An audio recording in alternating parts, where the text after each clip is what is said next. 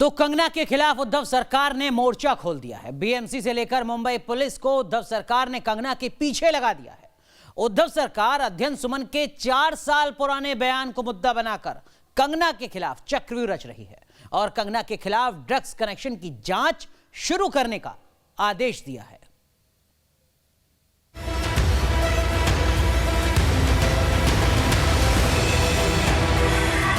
कंगना का रण, उद्धव का बदले वाला प्रण। मणिकर्णिका का मंदिर, पावर का बुलडोजर।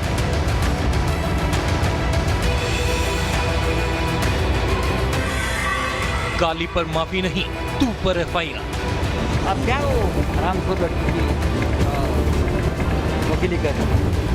कंगना का पहले ऑफिस तोड़ा, अब ड्रग्स केस में कंगना के खिलाफ कार्रवाई को तैयार। ये वही बीएमसी है जो दाऊद के घर को गिराने की आज तक हिम्मत नहीं जुटा पाई, लेकिन एक महिला के आशियाने को अपने गुरूर के लिए खंडहर बना दिया। ये वही मुंबई पुलिस है जो दिशा सालियान केस की जांच किए बिना सुसाइड घोषित कर देती है। ये वही मुंबई की पुलिस और महाराष्ट्र की सरकार है जिसने सुशांत की मौत के मामले में एफआईआर तक दर्ज नहीं किया।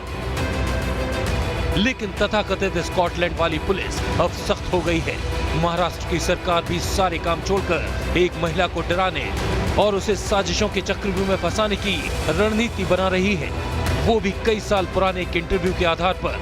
कंगना रनौत के खिलाफ पूरी की पूरी महाराष्ट्र सरकार पीछे पड़ गई है। सूत्रों के मुताबिक कंगना पर बुलडोजर वाली चाल कामयाब नहीं हुई तो अब उन्हें ड्रग्स एंगल में फंसाने की चाल शुरू कर दी गई है।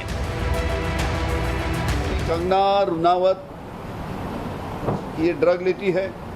इस बार की पूरी डिटेल हमारी मुंबई पुलिस चौकसी करेंगी। सूत्रों के मुताबिक मुंबई क्राइम ब्रांच कंगना के ड्रग्स एंगल की जांच करेगी।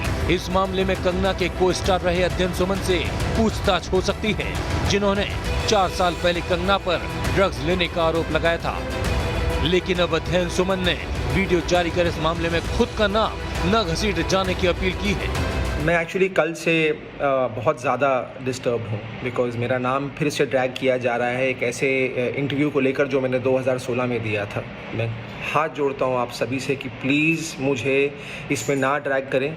जो मुझे कहना था वो मैंने 2016 में कह दिया था। तब मुझे और मेरे पूरे परिवार को नेशनल टेलीविज़न पर रिडिक्यूल किया गया था और अब मैं उस बात को भूल चुका हूँ, ज़िंदगी में आगे बढ़ चुका हूँ। तो प्लीज़ मुझे अपने डार्क पास्ट में फिर मत लेकर जाइए। कंगना के खिलाफ महाराष्ट्र के गृह मंत्री अनिल देशमुख पहले ही जांच की बात कह चुके हैं। कंगना का सच बोलना महाराष्ट्र की सरकार को इतना नागवार गुजरा कि पूरी सरकार एक महिला के पीछे पड़ गई। ये वही महाराष्ट्र की सरकार है जो सुशांत के मौत के मामले को सुसाइड से ज्यादा कुछ और मानने को तैयार नहीं है। ये वही महाराष्ट्र के नेता हैं जो सुशांत के पिता और परिवार के खिलाफ अनर्गल अफवाह फैला रहे हैं और लोगों के सामने झूठ का पुलिंदा कर रहे हैं। लेकिन जब कंगना ने आवाज उठाई तो कंगना पर कार्रवाई कर रहे हैं, धमकी दे रहे हैं। 4 साल पुराने एक टीवी इंटरव्यू को आधार बनाकर कंगना को फंसाने का चक्रव्यूह रचा जा रहा है। कंगना को ड्रग्स के केस में घसीटने का खेल ये बताने के लिए काफी है कि कंगना के खिलाफ ये बदलापुर पार्ट 2 ही है। मुंबई से राकेश पांडे और रुमानुल्लाह के साथ team news nation.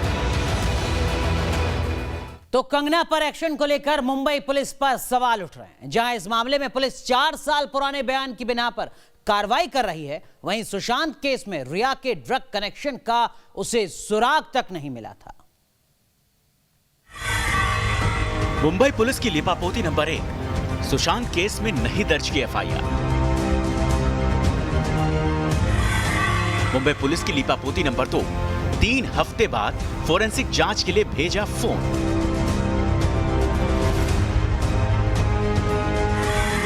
Mumbai police की लिपापोती नंबर 3, दिशा से जुड़ी फाइल्स का फोल्डर डिलीट। मुंबई पुलिस की लिपापोती नंबर 4, रिया का ड्रग्स कनेक्शन नहीं खंगाल पाई।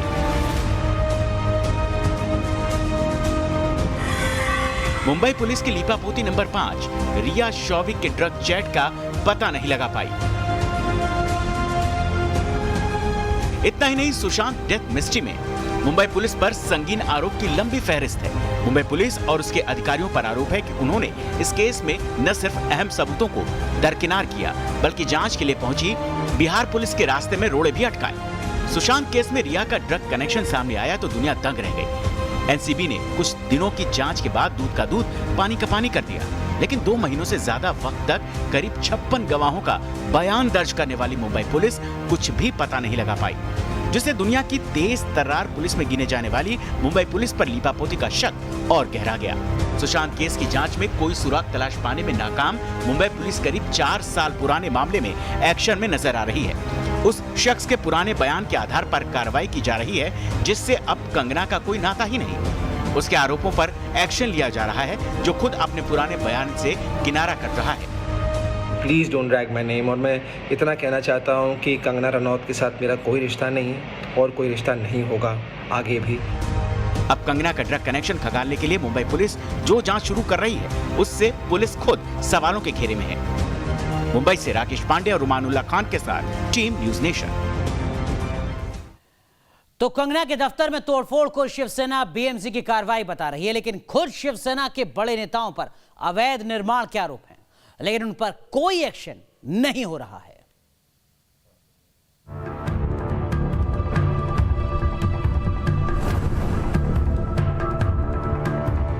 अपनों पर रहम, कंगना पर सितम,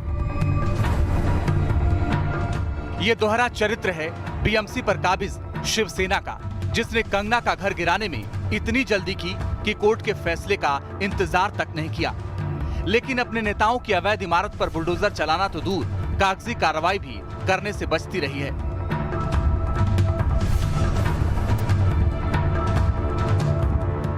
कंगना की बिल्डिंग पर जब से बीएमसी का बुलडोजर चला है, तब से न्यूज नेशन लगातार इस मुहिम में लग गया है कि मुंबई में ऐसी कितनी बिल्डिंग्स हैं जहां पर अवैध निर्माण हुआ है। न्यूज नेशन की पड़ताल में यह बात सामने आई कि जिस बीएमसी ने ताबड़तोड़ एक्शन लेकर कंगना के दफ्तर को तोड़ा, वही बीएमसी शिवसेना नेताओं के अवैध निर्माण पर आंख बंद किए हुए है। शिवसेना के नेता और मंत्री अनिल परब पर बांद्रा के गांधीनगर में अवैध निर्माण का आरोप लगा है और उसे हटाने का नोटिस भी दिया जा चुका है, लेकिन अनिल परब को इसकी कोई परवाह नहीं।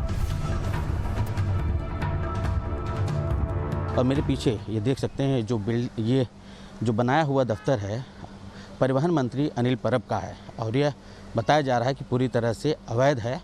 दरअसल 57 नंबर बिल्डिंग और 58 नंबर की बिल्डिंग के बीच में जो गैप था, उस गैप को ये ऑक्यूपाई कर लिया गया है और इसको लेकर म्हाडा ने नोटिस भी सर्व किया था, लेकिन अब तक इस पर कोई तोड़ कार्रवाई नहीं हुई है। अब सवाल ये उठता है कि क्या शिवसेना वालों के लिए कानून अलग है और आम जनता के लिए अलग?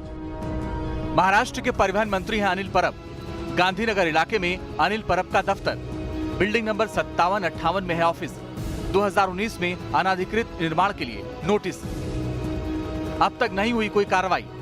मुंबई गृह निर्माण मंडल ने दिया था नोटिस। नहीं, मुझे तो ऐसे कोई नोटिस आज तक मिली नहीं है और मेरा तो कोई घर नहीं है। जो मेरे घर है, मेरे पिताजी का घर है, जो मेरे बहन का है, जहाँ पर मेरा जो ऑफिशियल एड्रेस वही है। वो गलत लेटर अगर मेरे नाम से दिया होगा तो वो गलत दिया हुआ है। म्हाडा ने कोई भी लेटर देने से पहले ये जांच करनी चाहिए कि उसका मालिक कौन है। ऐसा नहीं है कि केवल अनिल परब पर अवैध निर्माण का आरोप है, बल्कि शिवसेना नेता राहुल कनाल के रेस्टोरेंट में भी अवैध निर्माण हुआ है। राहुल का बांद्रा पश्चिम में भाईजान नाम से रेस्टोरेंट है। बीएमसी के मुताबिक रेस्टोरेंट का कुछ हिस्सा अवैध है। आदित्य ठाकरे के बेहद करीबी माने जाते हैं राहुल कनाल। साल 2017 में अवैध निर्माण को लेकर बीएमसी में शिकायत दर्ज की गई, लेकिन अभी तक कोई कार्रवाई नहीं हुई।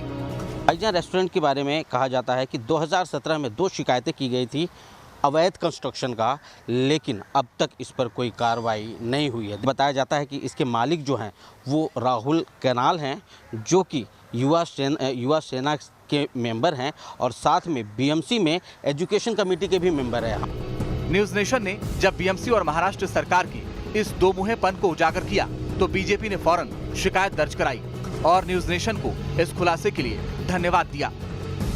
मुंबई मेयर का अनधिकृत काम बांधकाम है। न्यूज नेशन एक अच्छी मुहिम चला रहा है, तो न्यूज नेशन की मुहिम में सभी बांधकाम को तोड़ना चाहिए लेकिन मेयर और मिनिस्टर का बांधकाम पहले तोड़ना चाहिए। न्यूज नेशन की मुहिम के बाद सवाल शिवसेना के राजनीतिक आदर्शों पर भी उठ रहे हैं। बीजेपी नेता ये सवाल उठा रहे हैं कि क्या सत्ता के लिए शिवसेना ने अपने संस्थापक बाला साहब ठाकरे के वसूलों से समझौता कर लिया है। न्यूज नेशन इसी अन्याय के खिलाफ मुहिम चला रहा है, जिसकी पूरे देश में तारीफ हो रही है। मुंबई से राकेश पांडे और शैलेंद्र सिंह के साथ टीम न्यूज नेशन। चलिए अब बात करते हैं देश की बहस की, जिसके लिए आज आपने जो मुद्दा चुना है वो मुद्दा क्या है ये आपको बता दें। देश की बहस के लिए आज आपने मुद्दा चुना है कंगना का घर तो तोड़ा लेकिन दाऊद का घर क्यों छोड़ा। 74% लोगों ने इस मुद्दे को चुना है आज देश की बहस के लिए। तो आज रात 8:30 बजे देखना मत भूलिएगा देश की बहस दीपक चौरसिया के साथ।